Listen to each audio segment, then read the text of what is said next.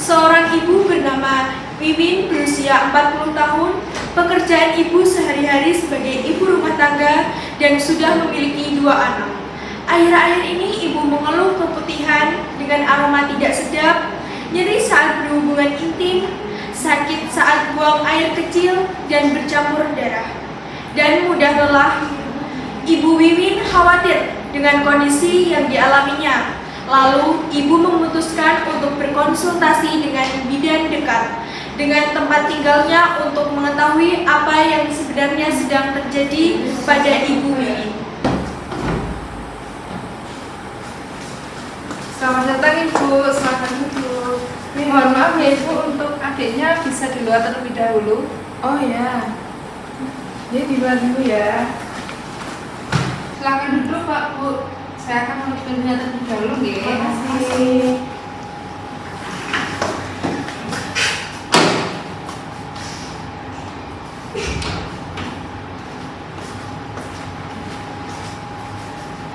Baik Ibu, perkenalkan saya Bidani Fana yang bertugas pada pagi hari ini. Kalau boleh tahu ini dengan Bapak dan Ibu siapa ya? Dengan Ibu Erika dan Bapak Adam. Ya. Terima kasih ya Bapak Ibu telah melakukan kunjungan rutin. Ada yang ingin kita diskusikan? Selamat pagi Ibu. Sebenarnya saya beberapa hari ini merasa khawatir karena saya keluar keputihan Ibu dan sedikit berbau. Dan ketika saya membuang air kecil, saya juga melihat ada beberapa bercak darah. Dan ketika saya berhubungan intim, saya juga mengeluarkan darah Ibu. Oh, jadi Ibu akhir-akhir ini sering mengalami keputihan dan berbau, terus ketika buang air kecil ada bercak-bercak darah, dan ketika berhubungan seksual itu sakit dan mudah lelah ya Ibu. Baik Ibu, jadi tanda-tanda yang Ibu sebutkan tadi merupakan salah satu tanda dari suatu penyakit tertentu. Tapi sebelumnya, apakah Ibu sudah sering mendengar terkait tentang kanker serviks Ibu? Saya pernah mendengar Ibu tentang kanker serviks, tapi saya cuma mengetahuinya sedikit aja, tidak banyak-banyak tentang kanker serviks. Begini Ibu, kanker serviks adalah jenis kanker yang terjadi pada rahim. Bagian bawah rahim yang menghubungkan rahim dengan vagina. Kanker serviks seringkali tidak menunjukkan gejala di awal. Namun ketika gejala muncul seperti yang Ibu sebutkan, cairan vagina yang berbau, terus berhubungan intimnya terasa sakit, dan ketika buang air kecil keluar bercak darah seperti itu bisa menjadi tanda bahwa kanker serviks telah berkembang di Ibu. Namun gejala ini juga bisa disebabkan oleh infeksi atau kondisi lain. Jadi pemeriksaan lebih lanjut sangat penting ya Ibu. Jadi gejalanya ini mirip ya Bu dengan infeksi. Saya khawatir Bu bidan. Bu, saya mengerti apa yang dikhawatirkan Ibu. Namun penting untuk Ibu tahu bahwa kanker serviks biasanya berkembang perlahan-lahan dan deteksi dini sangat membantu dalam pengobatannya. Oleh karena itu, pemeriksaan rutin seperti pap smear dan tes HPV sangat dianjurkan ya Ibu untuk mendeteksi perubahan sel di leher rahim sebelum berkembang menjadi kanker. Ini adalah langkah pertama yang bisa membantu Ibu mengidentifikasi menjadi lebih awal. Apakah pap smear itu bisa mendeteksi kanker serviks Ibu? Jadi pap smear itu adalah pemeriksaan yang digunakan untuk mengambil sampel sel dari leher rahim untuk diperiksa di laboratorium. Tes ini dapat mendeteksi perubahan abnormal pada sel-sel rahim Ibu yang jika tidak diobati bisa berkembang menjadi kanker serviks, dan itu lebih berbahaya lagi.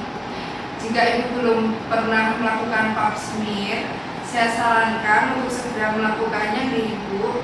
Biasanya pap smear perlu dilakukan setiap 3 tahun sekali, tergantung pada usia dan riwayat kesehatan Ibu.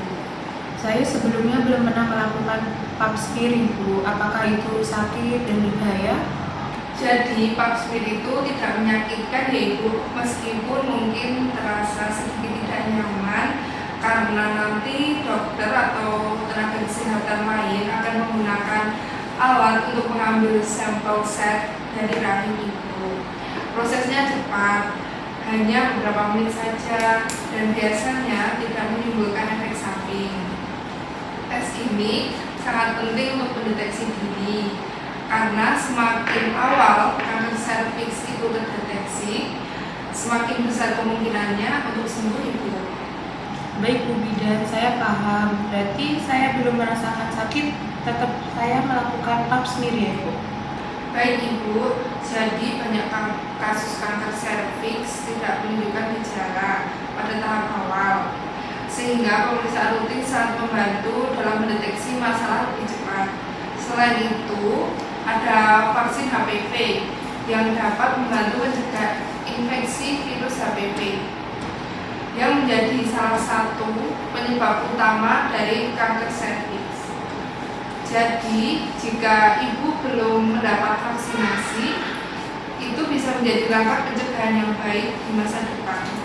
Vaksin HPV ya Ibu? Apakah itu aman? Dan kapan saya mendapatkan vaksin tersebut?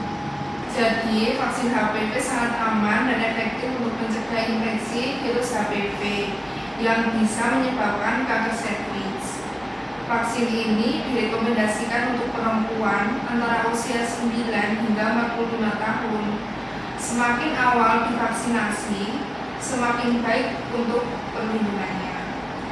Jika ibu belum menerima vaksin ini, kita bisa mendiskusikan lebih lanjut ibu tentang apakah vaksin ini tepat untuk ibu. Terima kasih banyak Bu Bidan atas penjelasannya. Saya merasa lebih tahu sekarang.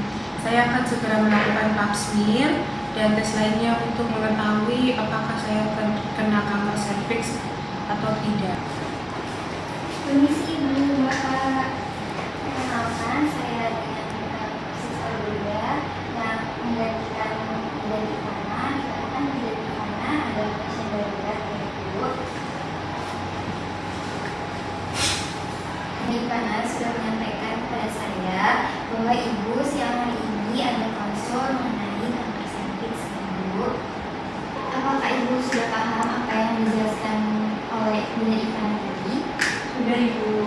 Saya senang kalau Ibu sudah paham yang dijelaskan Ibu Ivana mengenai deteksi dini kanker serviks. Ibu, selanjutnya kita akan melakukan pemeriksaan pap smear di lab ya Ibu. Ibu boleh ikut saya.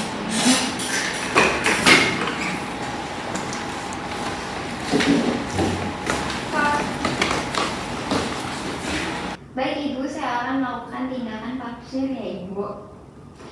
Permisi ya Ibu.